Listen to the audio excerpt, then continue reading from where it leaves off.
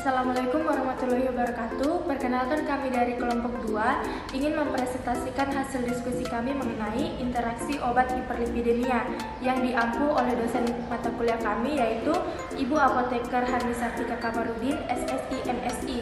Baik, langsung saja. Adapun anggota kelompok kami, saya sendiri Cahya Alfiana selaku moderator. Adapun pemateri 1 yaitu Anissa Mariama, pemateri 2 Arini, dan pemateri 3 yaitu Gaby Aurelia. Baik, langsung saja kita melangkah pada materi pertama, di mana materi pertama terdapat definisi hiperlipidemia. Hiperlipidemia merupakan gangguan metabolisme lipid yang menyebabkan naiknya kadar kolesterol dalam darah. Metabolisme kolesterol melibatkan organ hati sebagai organ yang berperan dalam mengatur hemostatis kolesterol, produksi kolesterol endogen, serta katabolisme kolesterol menjadi asam empedu. Adapun klasifikasi dari hiperlipidemia yaitu ada dua, hiperlipidemia primer dan hiperlipidemia sekunder, di mana hiperlipidemia primer berkaitan dengan gen yang mengatur enzim dan apoprotein yang terlibat dalam metabolisme lipoprotein maupun reseptornya. Kelainan ini biasanya disebabkan oleh mutasi genetik.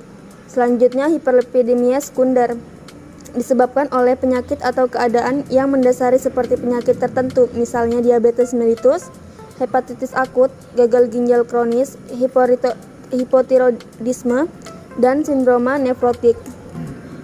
Selanjutnya terdapat faktor risiko hiperlipidemia, di mana faktor risiko hiperlipidemia adalah usia di atas 55 tahun, jenis kelamin pria tetapi lebih besar daripada wanita, merokok, aktivitas fisik kurang, diabetes mellitus, obesitas atau kegemukan, hipertensi, genetik, stres psikologis, konsumsi makanan tinggi, gula, lemak, dan kalori.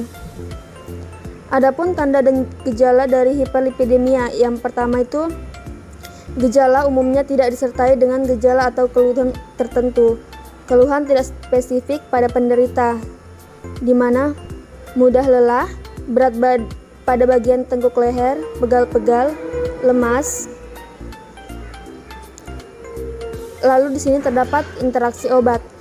Interaksi obat adalah perubahan efek obat akibat pemberian obat atau zat lainnya, makanan, minuman, herbal, atau disebabkan karena adanya kondisi tertentu. Terdapat faktor-faktor yang mempengaruhi interaksi obat pada tahap absorpsi, distribusi, metabolisme, dan ekskresi, di mana absorpsi sendiri terdapat sifat fisika kimia obat, perubahan pH cairan gastrointestinal, perubahan waktu pengosongan lambung, dan transit usus. Yang kedua itu distribusi, dipengaruhi oleh faktor protein plasma atau albumin yang mengikat obat. Yang ketiga metabolisme, yang dipengaruhi oleh penghambat enzim pemetabolisme atau CYP40 dan penginduksi enzim pemetabolisme CYP450. Dan yang terakhir adalah ekskresi, di mana ekskresi dipengaruhi oleh kerusakan ginjal oleh obat. Baik, langsung saja kita melangkah pada materi pertama, di mana materi pertama terdapat definisi hiperlipidemia. Hiperlipidemia merupakan gangguan metabolisme lipid yang menyebabkan naiknya kadar kolesterol dalam darah.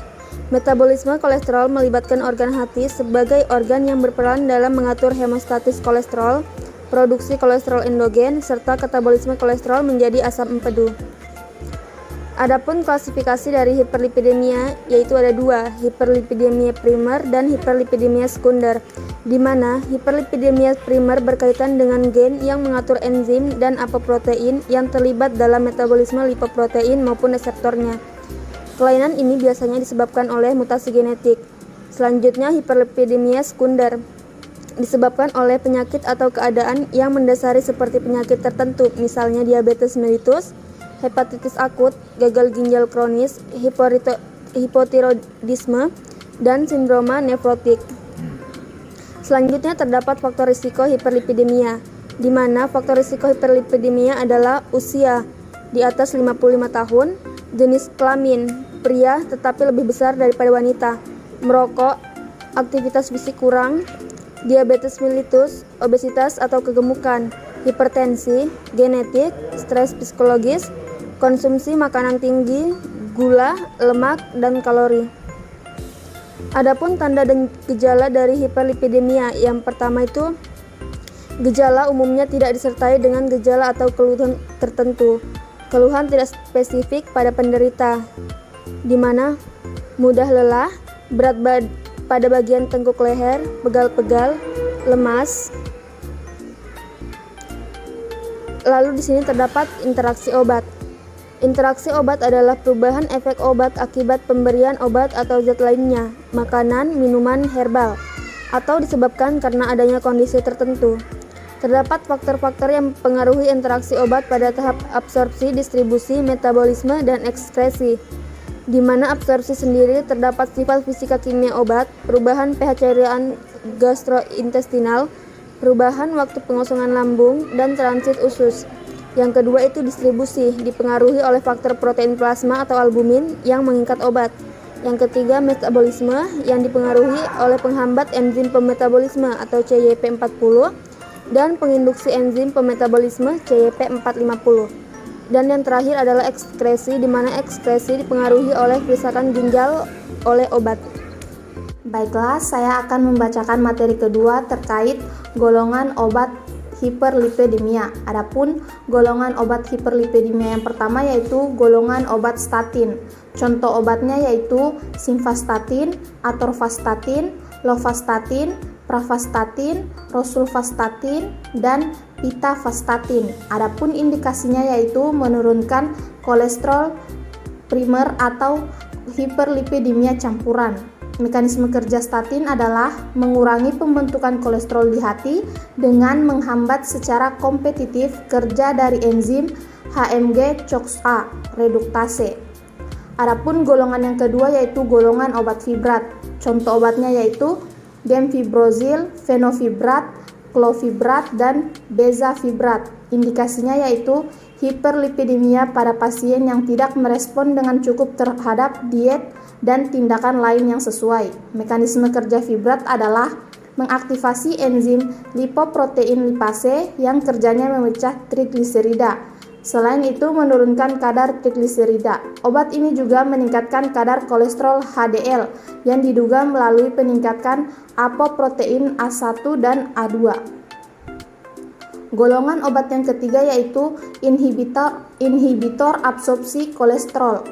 Contoh obatnya yaitu ezetimibe. Indikasinya yaitu hiperlipidemia primer. Mekanisme kerjanya adalah menghambat ambilan kolesterol dari diet dan kolesterol empedu tanpa mempengaruhi absorpsi nutrisi yang larut dalam lemak. Golongan obat yang keempat yaitu bile acid sequestan. Contoh obatnya yaitu kolestiramine dan olestipol. Indikasinya yaitu menurunkan kadar kolesterol yang tinggi dalam darah. Mekanisme kerjanya yaitu mengikat asam empedu di usus sehingga menghambat sirkulasi enterohepatik dari asam empedu dan meningkatkan perubahan kolesterol menjadi asam empedu di hati. Golongan obat yang terakhir yaitu golongan asam nikotinat. Contoh obatnya itu asam nikotinat.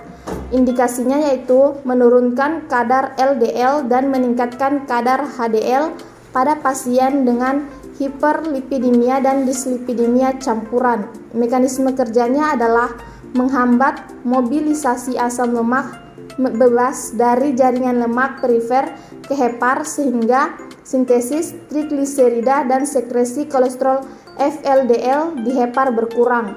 Asam nikotinat juga mencegah konversi kolesterol FLDL menjadi kolesterol LDL, mengubah kolesterol LDL dari partikel kecil menjadi partikel besar, dan menurunkan konsentrasi LPA. Asam nikotinat meningkatkan kolesterol HDL melalui stimulasi produksi ApoA1 di hepar.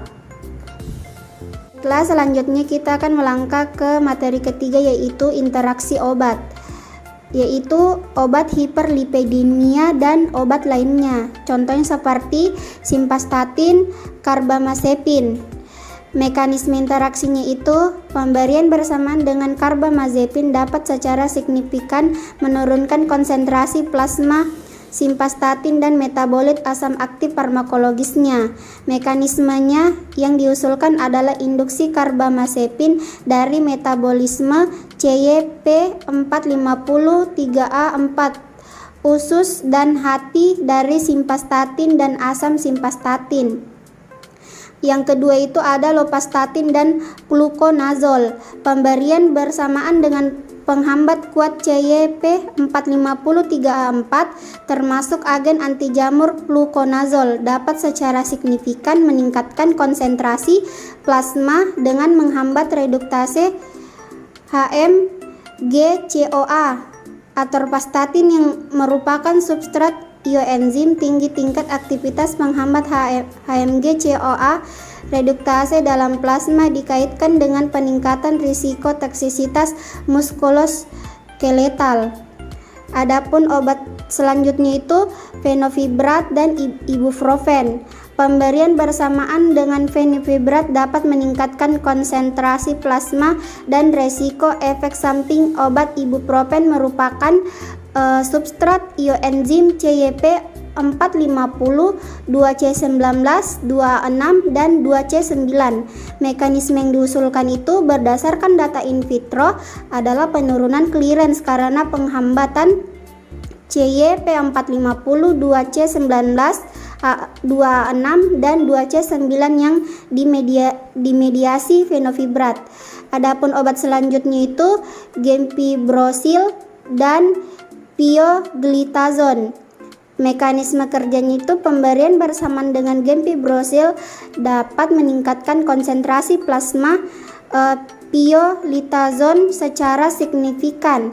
Mekanisme yang diusulkan adalah penghambatan gempibrossil dari metabolisme pioglitazone yang dimediasi oleh CYP450-2C8.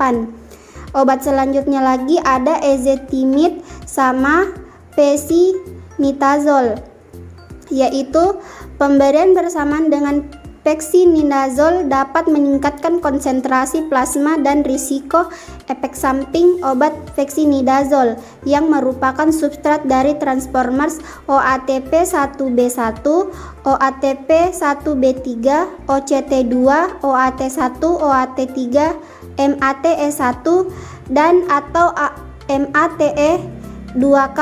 Mekanisme yang diusulkan adalah penurunan clearance karena penghambatan protein transport. Selanjutnya ada kolestiramin dan estradiol. Mekanisme kerjanya itu pemberian bersamaan dengan resin pengikat asam empedu. Seperti kolestiramin dapat menurunkan konsentrasi plasma dan efek terapeutik estradiol.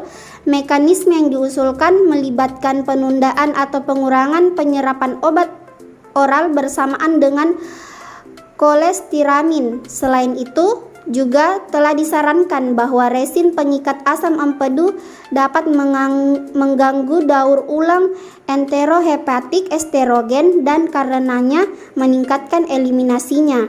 Selanjutnya ada kolestipol propanolol.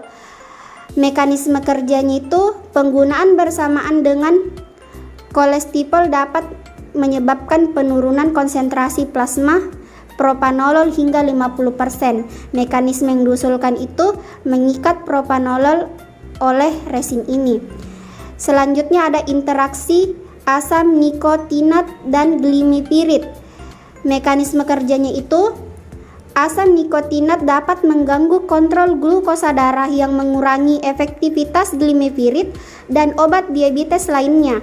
Obat ini dapat mengganggu kontrol glukosa darah karena dapat menyebabkan hiperglikemia, intoleransi glukosa, diabetes mellitus onset baru, dan atau eksaserbasi diabetes yang sudah ada sebelumnya. Demikianlah hasil presentasi dari diskusi kelompok kami. Kurang dan lebihnya mohon dimaafkan. Wabillahi taufiq wal hidayah. Wassalamualaikum warahmatullahi wabarakatuh.